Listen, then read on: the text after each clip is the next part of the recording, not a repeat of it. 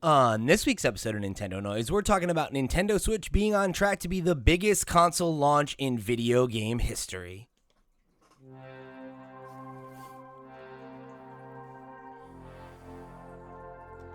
What's up, Internet? You're tuning to episode 180 of Nintendo Noise, Slipscreen Games' weekly Nintendo podcast. I'm your host, Pete and Bessie, joined today by my very good friends and co-hosts, Mr. Ken Hicks.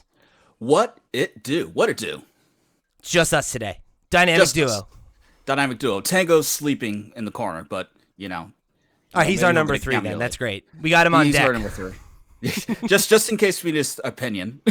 So, is it hack for me to ask if his favorite Nintendo game is Nintendogs? He is the alpha dog. He doesn't like to associate with the other dogs. Okay. So probably not then. Probably not. No. He's more of a Star Fox kind of fella, actually. Oh, okay. A man of culture. Man of culture. Like, he knows what's up. I appreciate that about him. So, speaking of what's up, we have had an eventful week here at Nintendo Noise, right? Like, pre-orders went live, before the last episode we were talking about kind of the calm before the storm. And it was like that next day, you, me, and Jack all jumped online together. We were all online at like 11:30 for pre-orders to go live. And, if you're a member of the Discord or over on the Patreon, like you've probably heard some of these stories, but we lucked out, Yeah. Like we all got a Nintendo Switch. Some of us got 2 for a friend at cost. We're not scalpers. Let's be clear. We're not about that life. I mean, I'm going to just flex for a second too. I got 3. Yeah, that's wild. All the Mario Kart bundle too. You got 3 Switches? That's wild. I got 3 Mario Kart bundles as well, yeah. And apparently I am in an extreme minority in terms of luck on that one. So my third one I actually got in line at GameStop like on pre-order day, and the guy who was behind me and my bandmate M in line, like literally had one from Target that got canceled, and he was like, "How do you have 2?" And I was like, I don't know. I pray to the right video game gods, I guess. Yeah, the secret is just to keep hitting add to cart until something happens. But shout out to Walmart for blocking me. What? That was your fault. You were aggressively refreshing F5 on that webpage. You acted like a bot. Yo, fair enough. And not for nothing, I did get my second Nintendo Switch from Walmart randomly at 1:30 in the morning, like 3 days later. So there you go. Just like a really random and small restock. So I got one for my boy. But I digress. I think I need 1 or 2 more Switches. So like everybody has it. Everyone in like the Nintendo Noise podcast, despite the fact that we don't have the money, got one, right? Yeah, we're all hooked up. We all got them, and everybody for the podcast is set now, thankfully. And I was able to hook up my friend Laura, and then longtime listener, longtime Patreon supporter, it's Fwiss in the Discord. I was able to hook him up as well. So yeah, I've been on the hunt and helping. Just I'm like, I'm a Nintendo Switch 2 Santa Claus, a Robin Hood. I'm just out here trying to connect people. Like you said, I'm not scalping. I'm just trying to help my friends out. Do you call this Nintendo Switch communism? Or yeah, I've seized the means of distribution, not production, but so let's talk about the wider context, right? Because like we said, we all lucked out, thankfully, but a lot of conversation about how difficult it was to get one, how like GameStop servers got slammed, how Best Buys went up late, how there was a story this week about a certain GameStop store getting investigated because they were forcing people to buy bundles to actually like let them get pre-orders in and stuff like that. So it's like it's crazy out there for sure. And I kind of wanted to try and like do a little bit of like napkin math to try to figure out like how many Switches we think are in the wild and like what the rest of these phases of pre-orders may look like, or whether we're like kind of done until launch day here. Because there was this quote I heard from an interview, or I'm sorry, it was an article from Bloomberg that had a quote from analysts that were talking about what they think the numbers like that Nintendo will have been able to produce are going to look like. So the quote from the Bloomberg piece is that Nintendo will be able to produce between 6 million and 8 million consoles by the time the Switch 2 hits shelves on June 5th. Sony's PlayStation 4 and PlayStation 5 are tied for the best launch to date, with each selling 4.5 million units in their first 2 months on the market. So I guess like the question that like I'm kind of having is like, what is the breakdown of like consoles that have already been put out for pre-orders? Like if that 6 to 8 million number is true, right? Is that is that the stockpile that we know Nintendo's been building up over the last year? Can we assume that they're going to produce a similar amount over the course of the first year that the thing's on the market? There's a lot of questions I have in terms of how many variables there will be overall, and whether or not they're like holding on to any units right now. So I guess the question is, let's say that 6 to 8 million figure is accurate, right? When did they start full-blown production on it? Did they make 6 to 8 million units? Because it comes out essentially in a month in like a couple of days.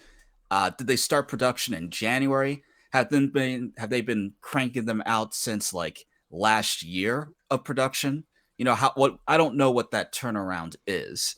Because if it's 6 to 8 million units and they start making them in like February, March, something like that, then like that's a lot of units pretty quickly. And I'd imagine with all the talks of the tariffs, not to go back down that conversation, they might ramp up production more than what they need because they know it will eventually sell, and they want to get them into the United States before they possibly get hit with like the electronic stick. They just don't know whether or not it's gonna like impact things further than it already has. So yeah, to your point, like I'm sure that's it. I mean, we know that there was that report that they had diverted like most of the consoles that were produced in Vietnam, and maybe it was just the ones in Vietnam that had been diverted to North America to like try to make sure that there's a healthy supply here. So yeah, it's interesting to me of like, is that 6 to 8 million consoles worldwide? And what does the pipeline look like for the rest of this first year on the market? Because obviously they're going to continue to produce it, and we're gonna see that number increase by probably at least another several million, right? But like, yeah, it definitely like begs the question of like, are we assuming that maybe about 6 million units are going to be available in the pre-order window, and then those 8 million the other 2 million that could make up that additional 8 are going to be something that they're like trying to like make sure that some of their retail partners have units in stores on day one, or make sure that 100% there. Like there's no doubt they're not going to have in-store day one options for the people who want it. I think that goes without saying. I think the ratio is the question. Like what percentage are going to go into the store, what percentage are going to be pre-orders. I know that you don't want to over pre-order, and like I know some people already got their Target pre-order canceled, right? That's a really bad user experience, something really frustrating. So I'd imagine they're mostly playing it safe. I know the store's got their allocated numbers. And the other thing too, if you haven't gotten a Switch yet, there are still several places that haven't put up their pre-orders yet. Like I don't think it went up on Amazon. It hasn't gone up on Amazon yet, yeah. Newegg, it hasn't gone up on. And I feel like there's probably like a third one that I'm missing, but those are the two that immediately come to mind. Yeah, so like that is another kind of question, right? Is like, should we expect that the retailers who have already sold out, like, are they going to have another wave of pre-orders like we saw in the UK, right? Where like the first wave came out like I think it was like 4 weeks ago or so, and then there was like another couple that trickled out. But it's interesting because like, it seems, according to an article I found on Tech Radar, it's been several days since there's been a restock in Europe or the UK. And, Nintendo themselves, there was like a tweet from the president of Nintendo, who was talking about how the demand in Japan, quote, far exceeds the number of consoles that can be delivered on launch. And then there was also Crazy. like post on Nintendo's website. I don't know if you saw that, but they were talking about how like if you had gone through that process to like express interest in getting a Nintendo Switch 2 directly from Nintendo, and you needed to have like I think it was like 50 or 60 hours logged, and you needed to be, you know, an NSO member and all that stuff. They updated that page and are like, due to the very high demand, we will be working diligently to fulfill orders as product becomes available, but delivery by June 5th is not guaranteed. Your invitation email may arrive after the Nintendo Switch 2 launch. So that's like even directly from Nintendo, they are concerned that they will not have enough unit to meet the demand. And granted, like some of the people that expressed that interest have probably gotten their pre-order somewhere else, like we did, and you know, whatever. So fair enough. But like, yeah, it's like, I don't know, man. I think there's a non-zero chance that like they do sell through all of these units in pre-orders, and there are 8 million pre-ordered Nintendo Switch 2s, and it not only becomes like it blows that record out of the water, which would be insane. Yo, listen. All I'm going to say is that to everybody who said the Switch 2 is too expensive and that you're not going to buy it, to send a clear message, you're on fraud alert. I mean, said, I will not be taken advantage of by Nintendo Daddy, and then you immediately bust out the credit card. Now, I mean, at least just saying. At least with me, I was like, yo, it's expensive, but I'm still going to get it. Like, I wasn't out here like perpetrating a fraud. I mean, you some did. of these other people, I'm just saying. You did say on when we were discussing, you're like, I don't know, man. It's like it might be getting too up there for me if these tariffs push me over. But you know what? The tariffs didn't. They locked you in the console. Yeah, they locked you in. So you're just skipping the accessories. I stand on business. Yeah, I'm just skipping the accessories. Like I'm going to get a case, right, and maybe a screen protector, but that's it. I don't need anything else. I bought a third party case. Yeah, like, and like that's whatever. But no, I'm just saying, like, it doesn't matter how expensive it is. If people want it, like, people like their toys, people like their goods. Totally. Even in times of financial struggles, they will find a way to keep themselves sane. And right this second, video games, and you said this a couple of weeks ago, probably the most bang for your buck entertainment wise. Like, you'll go to the movies and spend $25 or like just for the ticket alone for a couple hours of entertainment. We went to a movie yesterday, right? And it was we spent, and it was a matinee, so it was cheaper, but we spent like $18 on tickets, and that's like assuming you get no snacks or whatever as part of the experience. And granted, I'm not saying that that's a bad value. You're going to have an experience. We went and saw an IMAX movie, right? And I will say it's a better value if you go to see Sinners in theaters. Oh my God. Yeah, that movie was awesome. It was so good. I loved it. Go see it. Slaps. Yeah, we loved it.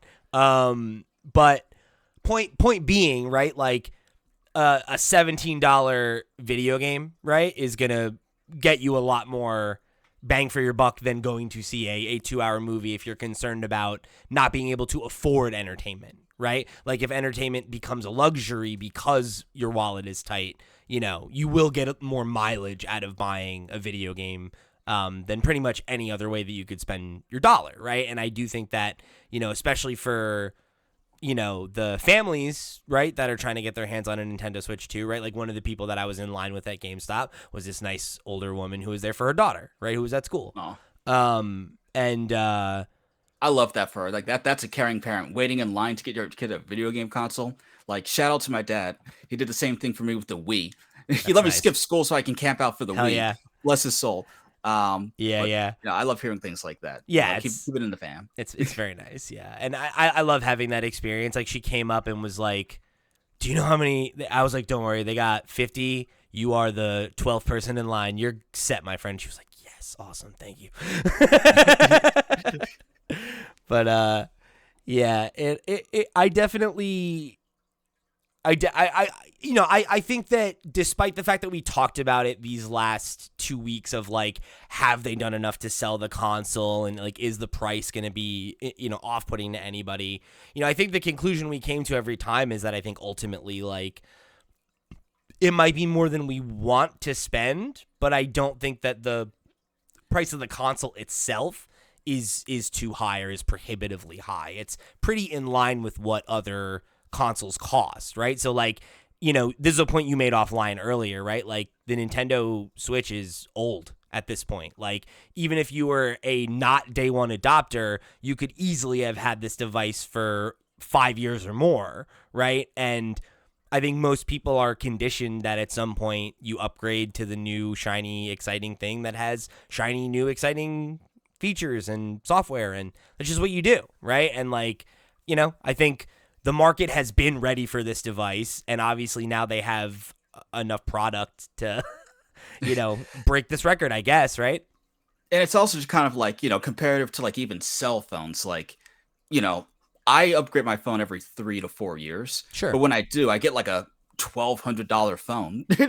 So when you think about the next Switch being 450 to 500 if you get the bundle, and that console lasting you 5 to 7 years, right? When you compare it to other luxuries, now a phone's more of a necessity in this day and age. Admittedly, it's not the same as the Switch, but if you have $1,000 iPhone, you can probably get a Nintendo Switch too if you really wanted it, especially if you upgrade every 3 years, comparatively. You know what I mean? Yeah, no, I definitely get what you're saying, where it's just like, we are kind of already trained as consumers that like a natural part of owning electronic devices is upgrading them at some point, right? Whether that's your phone or your TV or whatever, right? And obviously, like, when you're gonna upgrade, that line is different for every person, like, you said like you switch your phone out every 3 years. I switch my phone out whenever the screen is broken. Like that's the reality, right? Is I will use it until I can't use it anymore, and then I'll get a new one. And if it lasts 3 years and I have a scheduled upgrade, great. If it's 5 years, like that's the longest I think I've ever had a phone. It's like, hey, it's working good enough. And that's how a lot of people feel about consoles, right? I'm sure there are hundreds of people that are like, yeah, of course, like I just got my Switch a couple years ago. I don't really feel like I need a new one right now. There will be, I'm going to play Pokemon. I'm going to play Metroid on it. Like, I'll have stuff to do the next couple of years or whatever. And all of us will be like, I can't imagine waiting to upgrade, right? But that's we just are how the we top are. 1% of like Nintendo fans in terms of fanboyness. Yeah, we're built different, right? We're built different. Like, collectively, we got like 10 Switches between the three of us. Yeah, right. So clearly built differently. And what you don't see is right off camera, I have a small little shrine with a photo of Miyamoto with some incense burning, and that's how I got one. But you didn't hear that from me. You can use that to pre-order a Nintendo Switch 3 in 10 years. So the other thing I kind of wanted to just touch on while we're like talking about the pre-orders and stuff is you mentioned the case and stuff. Do you have any other plans to pick up any other accessories? Eventually, I will get a second pair of Joy-Con 2s. Eventually. That is not a launch necessity for me because I do already have multiple Gen 1 Joy-Cons that work with the Switch 2. And if I just need extra controllers to play Mario Kart with the homies, that's good enough for now. You know what I mean? That was my thing. Is I was gonna buy a pair of extra Joy-Con just so I would have enough to do 4 players. But then like I was talking about that with them, and they were like, "Yo, you can just use the OG Pro controllers, remember?" And I was like, "Oh right, duh." I was like, "Yeah, I'm not gonna buy a Pro controller and just use my Pro controller." It was like, fucking whatever. Yeah, I'm set, right? Like, I'm good. I have enough controllers, especially if I can use my old Joy-Cons. It's like I have like a million controllers. I'm set. Yeah. Like, the only thing that I think is like a necessity that I would recommend every Switch 2 owner buying would be like a case and or screen protector. Sure. Or at least the case, because it's a portable console. You're going to want to take it around with you. You need something to carry it in. Right. But you don't even have to get the official Nintendo one. There are so many places selling third-party cases. Which like you have your pick of the litter. They're wild, right? Like that $40 like the base one is like the most boring rectangle one with a screen protector is $40. The like crazy one is $80. It's like, yeah, pass. I found a third-party one that Wario64 was recommending, and it was like I went and looked up the reviews on their original Switch cases. They're great. They have a great reputation, and they literally just made one that's like slightly bigger. And I'm like, great, awesome. I'm like, I already have it. I'm set for day one, right? I'm gonna bring it. You got to drop the name of the company though, Pete. How are we supposed to get endorsements? Let me find. I'll give him a shout. Let me find it. But yeah, aside from that, I'm like, I want to have the camera so that I can like fuck around with the expansion stuff for Mario Party. But like, I'm not gonna, I don't want got a camera $60 for facing that. my bed when I sleep at night. I have my. I'm not having my dock in my bedroom. I am. Well, unplug my the game camera. You're worried about Nintendo spying on you? Yo, listen. It's Mumba is the name of the company. Get yourself a Mumba. Yeah. Pete and Bessie improved. Well, Nintendo noise. let's see. I haven't used it yet. You said you'll see. Okay, fair. I like it. I like it. It seems nice, but let's see. Once I got it, and there's a console. Now. I put my base Switch in there, and I'm like, it's pretty good. It's a nice little fit.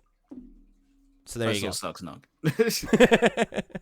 But like since we're talking about the accessories, like one of the big things with the Switch 2 is that camera. Like, do you think that's going to be a gimmick that's going to die out in like 2 years, or do you really think they're going to push it? I don't know. I could see it going either way. I don't imagine it being a thing that has a ton of applications, but like I think for what we do, I could see it being interesting. Like I think like if like you, me, Jack, Sierra, like Steve, Max, Chewy all had one, and we were like doing, oh, we're gonna stream Mario Kart, and like you can see everybody's faces connected to their cart on screen and stuff like that. And like 15 frames per second, yeah. Well, I think that the footage that looks framey to me was the stuff where it was everybody sharing their gameplay. But when it's like the like Super Mario Party and the Mario Kart stuff where it's just the little, like pin, right? Like where it's just your face that's being streamed. That doesn't seem to be super lo-fi. It's not like also super hi-fi, but it doesn't need to be, It's one of those things where I think I could see that adding a lot of personality to what we do specifically, right? I don't know if it's something that I would use a ton on my own, but like I am a unique use case, so like I can't ignore that like, we've streamed Mario Party. It would be better if you could see everybody's faces in game every time they're doing something. Like that's just objectively a funnier stream. If like when you steal my star, you can cut to me and I'm like, whatever, and I don't have to have everybody's faces loaded in on, whatever. I don't know. There's something there, right? But like I think that like the thing that makes me think that it might have a chance is that if people buy it so they can use the chat functionality and everything and like are using it as a general use product, then people will have it in their home and that will like incentivize functionality to be created for it. But if it doesn't catch on, then yeah, probably not, right? And I forget, did you say you pre-ordered the camera or no? No, I haven't. I wanted to get it because I would like to play around with like those features, but yeah, it's just a little too rich for my blood right now. You see, I'm curious, like, are any of those accessories sold out at the moment? Like, I know the Switch you can't get, but can you like easily get like the Switch camera? I don't know. I've seen them popping up since pre-order day, but like not in a couple days. So I'm wondering if I think they might all be sold out now.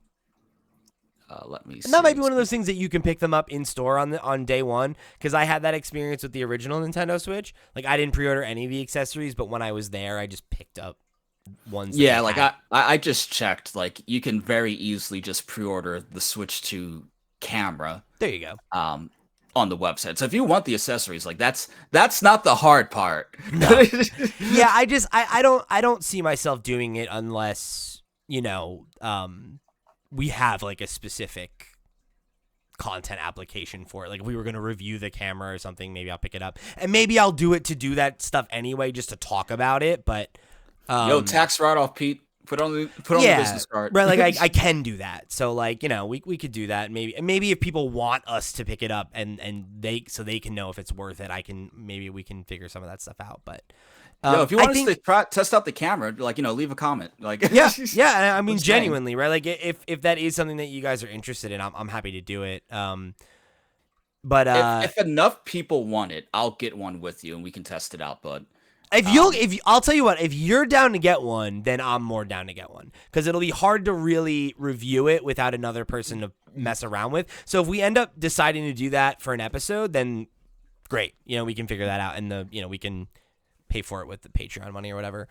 But the one thing that I think probably going to try to pick up is the GameCube controller.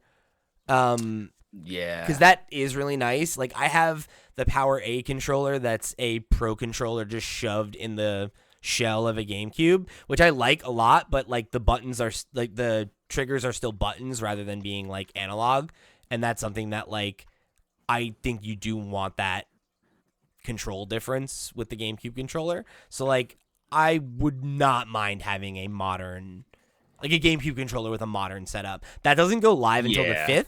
So I haven't, I haven't had to make a decision about it, but yeah, it's like with me, because that's a wireless controller, right?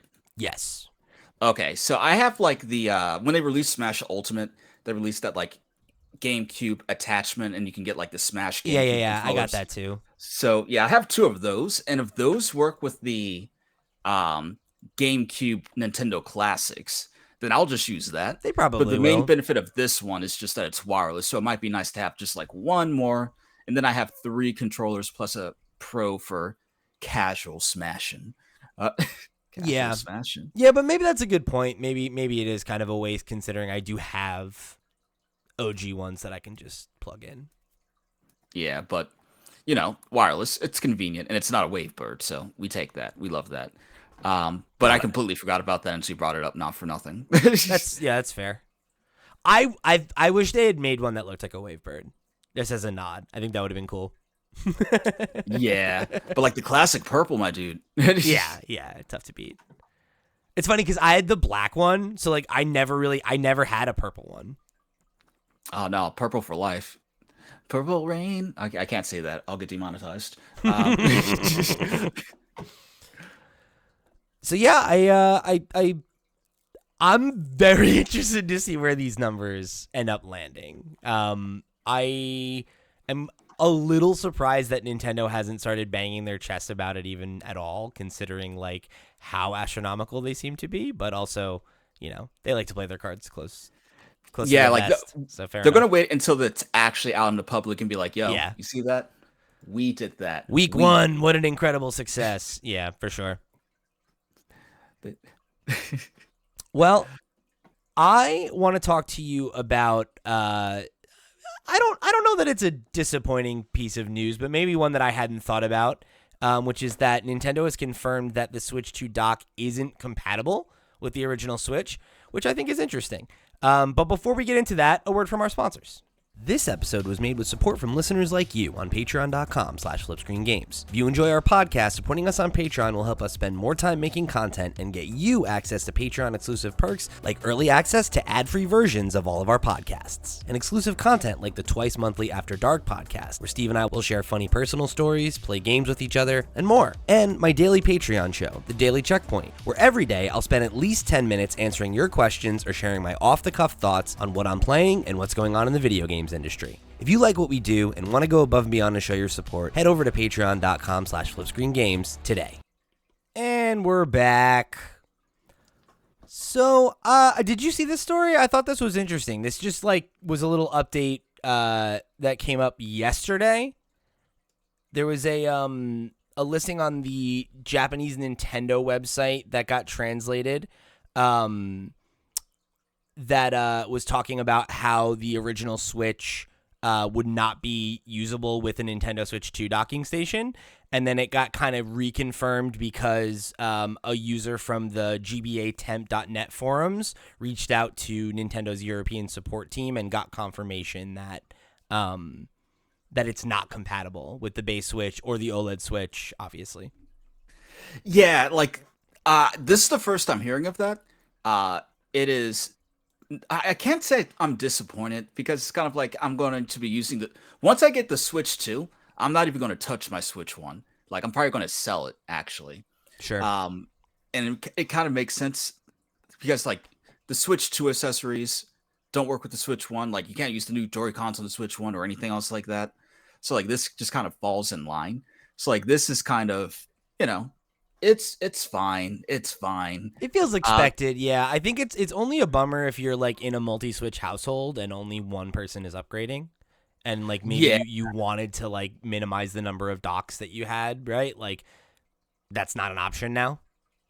And the other thing too is you the Joy-Cons for the Switch 1 are compatible with the Switch 2, but I don't think you can actually charge the Switch 1 Joy-Cons on a Switch 2. So you would Oh, either need like a charging dock or or you yeah, need to keep your original Switch and use that to charge the Joy-Cons. that makes So sense. it does start to become like a little convoluted in that regard. And I guess like if the Switch 2 dock was compatible with the Switch 1 and like you said, a multi-Switch household, it would have made things like that a little bit more convenient. And I guess like okay, see the more I think about this, the more disappointing it gets. not like a You're like, this isn't not a like big a deal, but you're deal like, breaker, hmm. but it's like it can be mildly inconvenient in a lot of different little scenarios that for me might not come up, but I can see it being an annoyance for other people. Like, why can't the Switch 2 dock work with the Switch 1? What? That's the bigger question I have is like I'm kind of with you where like I'm not like really pressed about it. Like it's a little annoying because I'm gonna be in that situation despite the fact that I got 3 pre-orders. I'm only gonna keep one of them. And you know my wife's a gamer. She has a Switch and she doesn't really use it on the dock often, so it's like probably not a big issue. Like I could just unplug it and I doubt it's really gonna come up. Like she likes to play it in handheld mode more often than not. But yeah, if I want to keep the ability to have either of us be able to use the TV, then I'm gonna have to be rocking 2 Switch docks for a little bit. Yeah, and then like those things just start to take up room after a bit. So, Yeah, like you know what that means. Now you have to get Sarah a Switch too. I very much thought about it before I like divvied up the ones that I got to other people. I was like, should I just keep the second one? But little outside the budget right now. You know what? Fair enough. Fair enough. Like you guys can play Mario Kart together. That's fair. So it's not like you live with Exactly. each other or something. That's the big thing is that there aren't any games like she's not she'll play Mario Kart but like is not like, "Oh, I can't wait for the next Mario Kart," right? Yeah. I think until there's something that is, you know, like the next Fire Emblem, the next, you know, Zelda, right? Like those are things that will pique her interest for sure, but And then when that time comes, just remember, Pete, happy wife, happy life. oh, please. I almost like she had to talk me out of buying her an OLED Switch. She's like, I don't need one. It's fine. Please. It's like, but babe, the screen is better. Yo, I love that for you. I'm out here trying to make sure everybody has their best possible gaming experience. That's what my life's work is all about. and then your wife's just keeping you honest. It's like, hey, Some Pete, you yeah, don't need this. somebody's got to keep me from buying every toy. Yeah. But speaking of toys, what's a Switch 2 without some games? I think you know where I'm going with this. How do you feel about Cyberpunk 2077?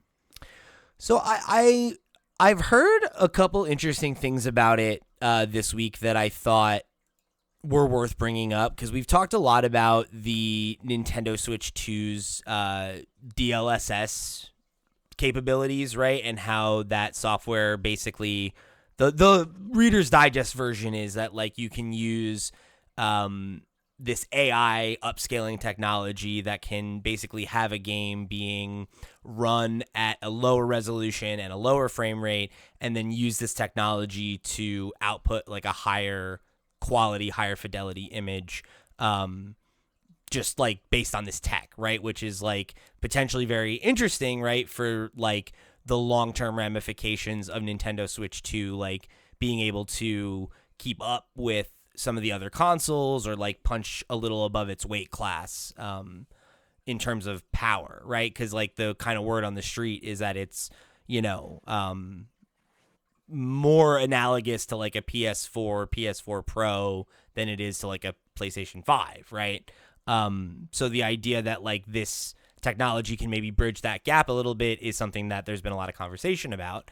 And Cyberpunk 2077 has been confirmed to be the first game that will use DLSS. Like CD Projekt Red talked about it a little bit this week in a couple different interviews. And they also made a commentary about it being like the best way to play the game portably. On the and go. and there's so it is interesting because like, you know, I think when we saw it in the preview event, there was a little bit of like conversation about like, how good does this look? And, you know, is it going to run smoothly? Can I get 60 frames per second on it? Like, is that asking for too much? Yeah. And, you know, I think that like, it's always worth considering that what you're seeing there is, you know, it's being limited by the fact that it's internet connection and it's compressed and it's, you know, it's like, it's all these things that like, it's not going to look totally perfect in any live stream. But then when you look at like the, you know,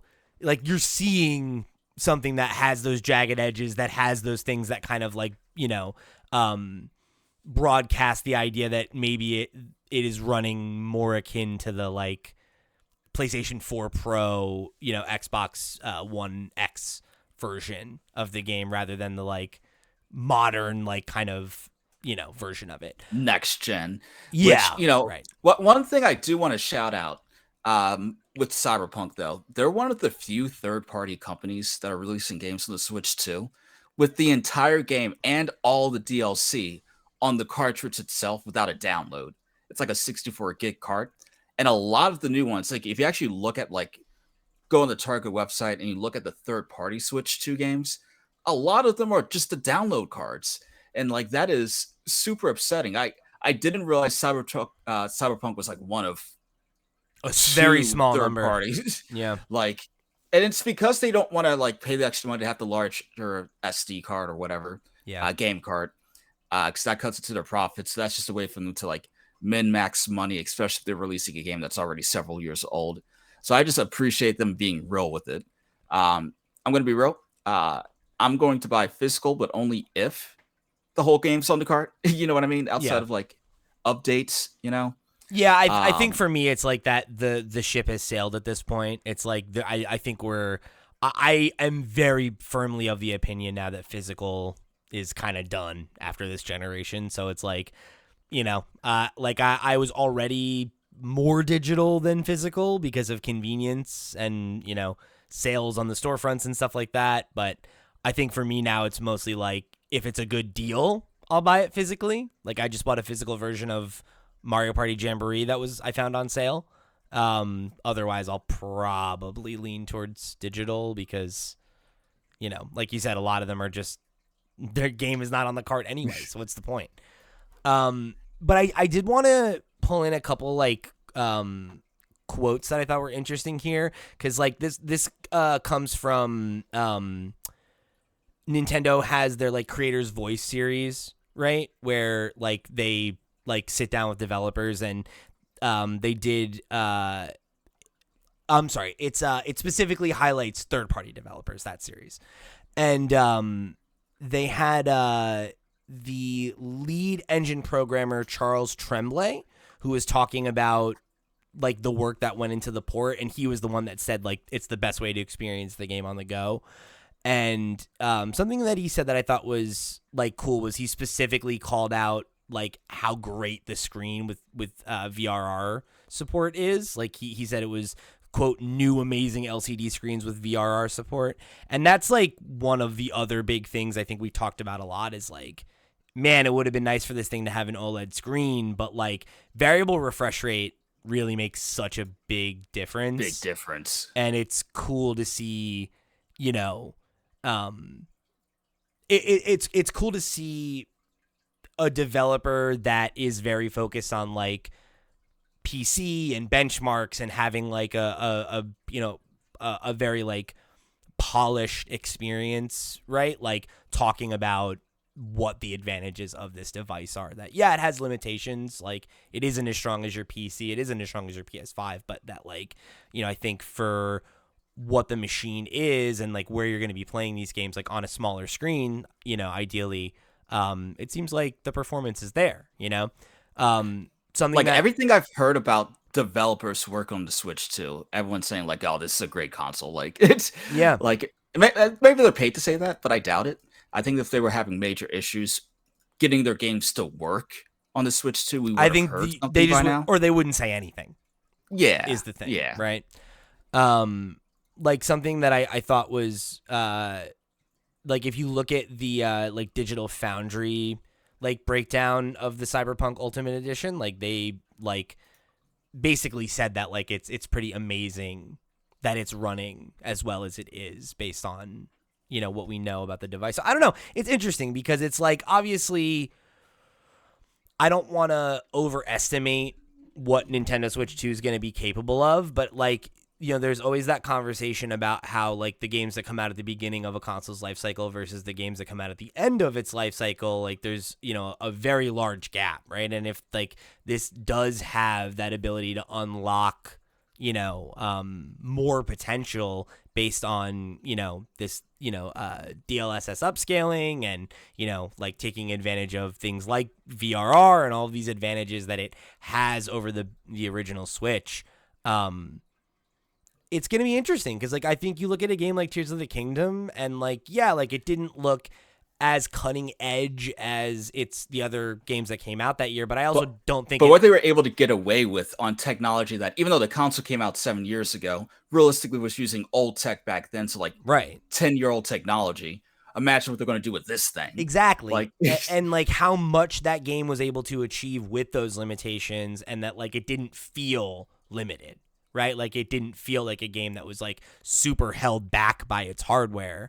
I'm super excited to see what, they're able to achieve with a device that's 10 times more powerful. And, hopefully third parties will be willing to like, figure out how to make versions that shine on the device and like take advantage of the things that it has, in its bag of tricks, as it were. But I think even if that's not the case, like that's kind of been par for the course, right? Like what were the really big important third-party games on Nintendo Switch? They're few and far between. So yeah, like mostly indie titles, not for nothing, just right. like thrive for the convenience of having it on the go.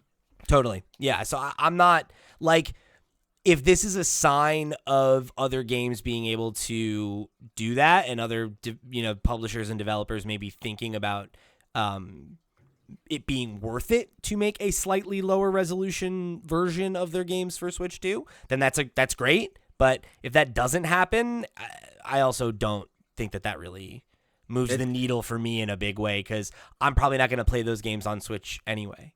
I'm going to play them on like my you have the PC option of playing Elden Ring console. on this.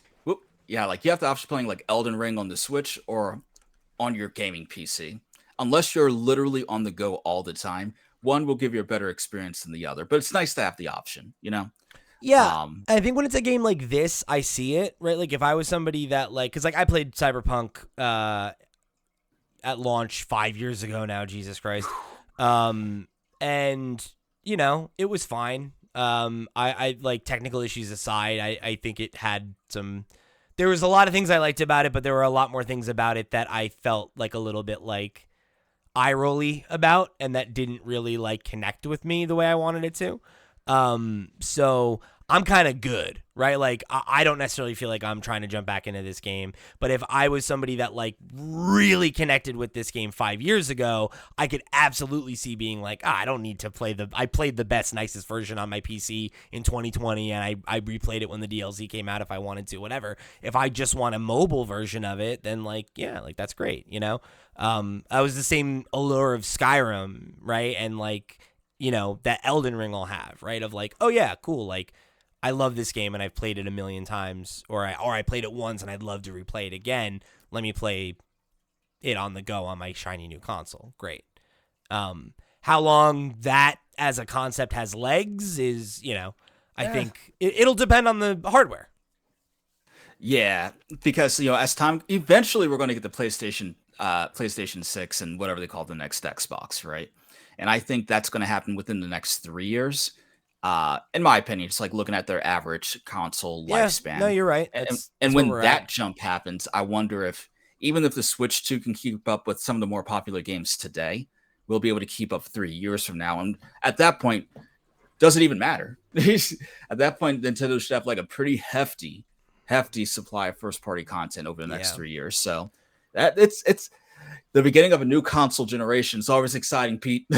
Definitely, definitely. I think the other thing that is maybe worth considering too is like I think that there are a lot more games that are like big AA experiences or games that are like something like Baldur's Gate 3, which was like one of the biggest AAA games the year that Tears of the Kingdom came out, but was certainly not, again, like a game that was like striving for like the highest level of technical fidelity or anything like that. It was more about like the depth of the experience. And like that's a game I could easily see get ported to Switch too, right? Like Yeah, and like Persona 5 is a PS3 game, don't forget.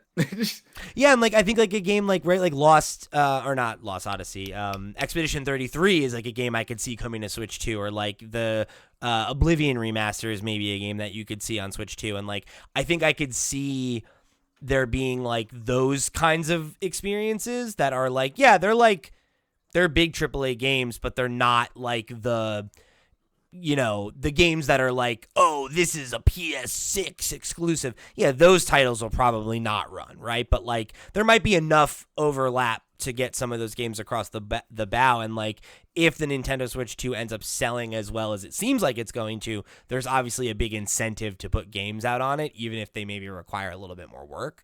But Yeah, we're also just getting to the point where it comes to like graphics and performance, where we're getting to like extreme diminishing returns. mm-hmm, You know what I mean? So even definitely. when new things come out, even if the Switch 2 version looks a little bit worse, as long as it plays a smooth 60 frames per second, most people won't really care that much. or I'm just or saying. or a smooth 30, right? For a lot of people, like they don't care. Like, a lot of people don't care. Or they don't notice, right? Like they're not there to count frames. They're there to play a game. And if the game is good, then like again, like Tears of the Kingdom did not run at 60 FPS. That did not mean it wasn't game of the year, right? Like and I think that stuff is all nice to have more than it is essential. Yeah, but I've been a bit spoiled the last few years, so I digress. Yeah, for sure. And I think that's where it comes down to the like question of whether or not there's a market of Nintendo Switch gamers to keep these kinds of ports alive. Because I think, I kind of feel like if you're somebody that wants to play games like Cyberpunk, you probably either own a PlayStation, an Xbox, or have a gaming PC. And you're probably buying your Nintendo Switch 2 to play Nintendo games, to play indies, to play games on the go. And you're not super pressed about playing like the newest, hottest third-party game at a worse frame rate than you could on another device that you potentially already own, right? There are gamers that exist in that Venn diagram. I don't mean to. I know that there are many of you that listen that are like that. The Switch is my primary console, and I won't play games that don't come to it. But I would maybe play some of these games if they were available to me. And I guess the question is like, how many What's extra that overlap? millions of copies can you sell of a game like Cyberpunk on a Nintendo Switch 2, and does that make it worth it going through the extra hoops to get it to run on a device that's maybe less powerful than you'd want it to be? But I think they're I mean, who knows, right? Like history has said that will probably not bear fruit, but I also think that there's a good chance that like this console does have a momentum that is unexpected because it is a follow-up to the most successful console of all time, right? Like Yeah, and also I will say this: a game like Expedition 33, if the Switch 2 were already out, most likely would have launched on that too. And that a new game launching alongside the other consoles is different than them re-releasing a game that came out 5 years ago. So yeah. that's the other huge thing, not for nothing. Yeah, and Um, you wonder if that might not be because again, I think a game like Avowed could have been there day and date, right? Like that could have probably worked out, and you wonder if we will see that, if there will be like a legitimate period where a hot new game's coming out and playing it on Nintendo Switch 2 is just as viable an option as it would be playing it on your PS5 or your Xbox or your PC. And that's the big question. I don't know how true that's going to end up being, but we'll see. But no, we'll see. We'll know for sure in how many days? Like a month and 6 days? We're almost there? Yeah, 36 We're days, so close. I think. Yeah, something like that. How many days are in May? 31, 37 days. 37 days as of recording. But I want it. Clock's ticking, baby. So let us know in the comments down below what you guys think about everything we talked today. If you want to write in and let us know about your pre-order experiences, whether or not you were able to get a console, whether or not you're still hunting for one. We do have the stock availability channel over on our Discord where we'll be keeping people posted. So if you are still hunting for a console, you can look for help over there, and we will try to help each other out because that's what community is all about. And then, of course, if you are interested in what DLSS technology means for third-party games on Nintendo Switch 2, like if you're like, I want to play Cyberpunk on Switch 2. I want to get ports of the next big AAA experience on Switch 2. I want to hear from you in the comments. And, of course, let me extend a very special thank you, to our Patreon producers for the month of April. They are, of course, Arnold J. Rimmer, Christopher Valens, Gabriel Hasselmeyer, a.k.a. Sobi, Project Julian, Steve Stompy, Susan Still Likes Cats and Also Boobies, That One Kid Nick, Ty the Dude, Voodoo Vic, and Wakahula. Thank you all so much for your support over on patreon.com/flipscreengames. You're all the realest of the real, and we greatly appreciate your support of this and all of our sister shows. Remember, if you want to get involved, you want to show your support just like they did, you want to write in, all that and more, flipscreen.games. Head over there, click on some stuff. It helps us out a lot more than it costs you. Thank you for joining us. For the crew, I've been Pete. He's been Ken. We'll see you next week.